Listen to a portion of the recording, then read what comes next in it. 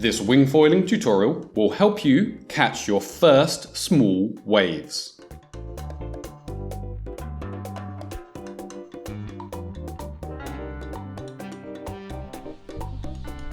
Firstly, what type of waves should a novice wing foiler be hunting? Wing foiling gear is cumbersome in steep or breaking waves.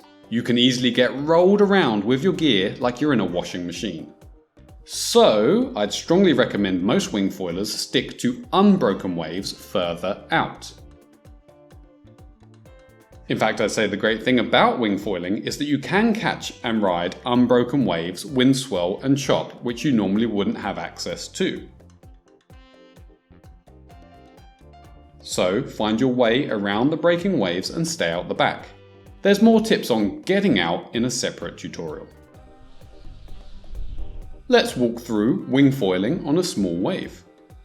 We'll start with typical open sea conditions, with small, messy wind swell, with the wind blowing in roughly the same direction as the waves travel.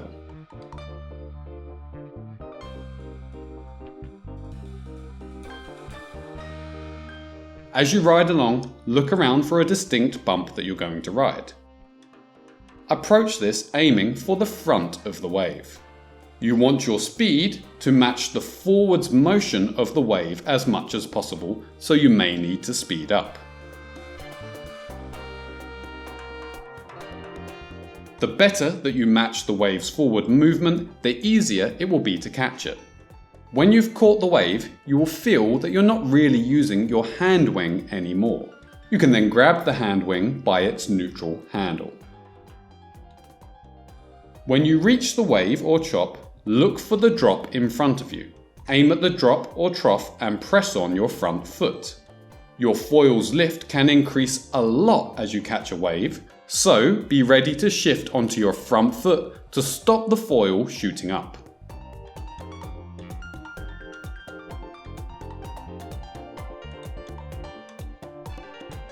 When you're done, or the waves disappeared, or you're getting too close to the breaking waves, repower the hand wing to ride away. Turning your foil away from a downwind course and towards a crosswind course will enable you to get power from your hand wing once again.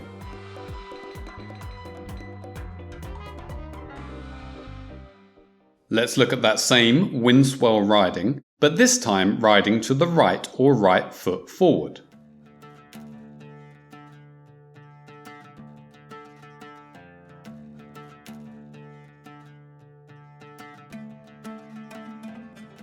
Spot the bump.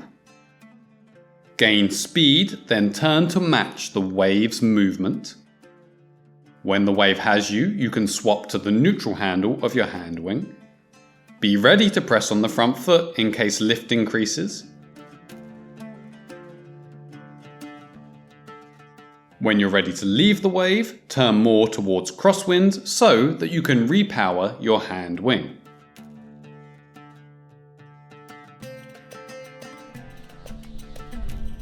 For your first attempts, start with very small waves, of course. Ride with the wave direction and simply try depowering the wing or releasing your back hand to see if you've caught the wave. As you improve, gradually hunt for larger bumps, which will enable you to ride the wave further, holding the wing by the neutral handle.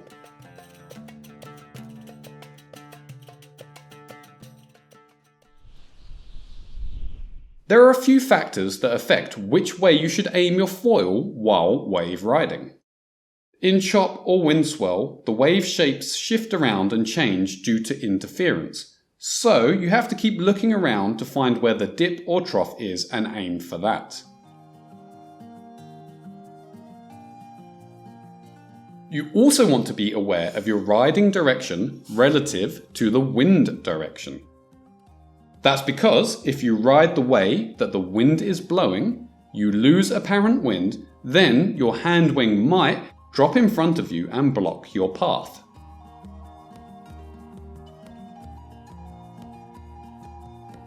There are some easy solutions to this problem. If you aim your foil even slightly away from the wind direction, like this, Then the hand wing will tend to drop to your side instead of in front of you. Aiming only 20 degrees off the wind is usually enough to avoid any issues.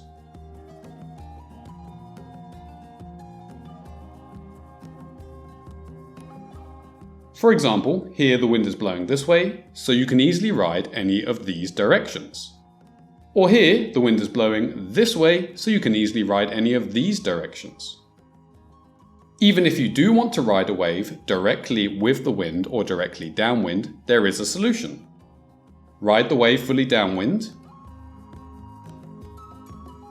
For a moment, hold the hand wing overhead until you feel that the wind is gone. Then simply nudge the hand wing to your side and it should sit there.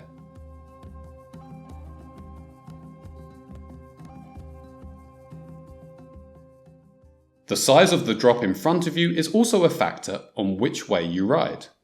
Smaller drops you'll need to head straight down to get enough push from the wave. If the drop looks a little larger than you're used to, then it's safer to aim across a bit for less of a steep drop. The speed of your foil compared to the speed of the wave also changes your riding direction. You generally want to stay on the front face of the wave. If you're slow, you'll end up on the top of the wave and you'll lose it. Or if you're too fast, you'll get ahead of the wave and also lose it. A larger foil, like a 1,500 cm squared front wing, for example, will only just keep up with small waves or chop. So you pretty much need to ride in the same direction that the waves are moving in order to keep up with them. If your foil's a bit faster, like a 1,000 cm squared front wing, then you'll be outpacing smaller waves, so you need to aim your foil across the wave at an angle to stay on its front face. If your foil is fast, like the 650 cm squared front wing in this example, you'll be foiling much faster than most waves, so you'll need to aim further across the wave and include turns to avoid outpacing the wave.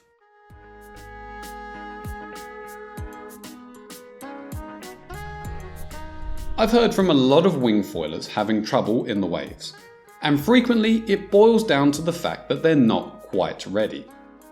So here are some prerequisite skills that will help you before riding waves. Firstly, you want your pitch control, that's your height control, to be instinctive and quick. Waves will dramatically change the lift on your foil. If you're still breaching by mistake now and then, you will really struggle in waves. You also want to be confident with turns and maneuverability. You should be able to carve the board. You should be able to jibe easily. You will want to be able to foot swap or be extremely strong in your toe side stance, ideally both. It's beneficial, or at least a good sign, if you're starting to be able to tack as well. It's also very beneficial if you can pump your foil. Many times you'll be almost catching a wave, and all it takes is a few pumps of the foil to speed up and match the wave speed. It helps a lot if you've graduated from beginner gear. A typical learning setup, something like a 125 litre board and a foil with a 2,000 cm squared front wing, makes learning to fly and jibe and foot swap much easier. However, this larger learning setup will be way too cumbersome for any waves other than small chop. A large board will be hard to drag out through the white water, and a larger foil front wing will limit what waves you can approach. Lift can increase hugely as you catch a wave, so if you're using a large front wing, like a 1,500 to 2,000 cm squared, then you'll probably find it generates so much lift on a wave that you can't stop it climbing, even if you weight shift fully forward. There are other wave wing foiling tutorials, so make sure to check my wing foil playlist. Thanks for watching and good luck wing foiling the waves.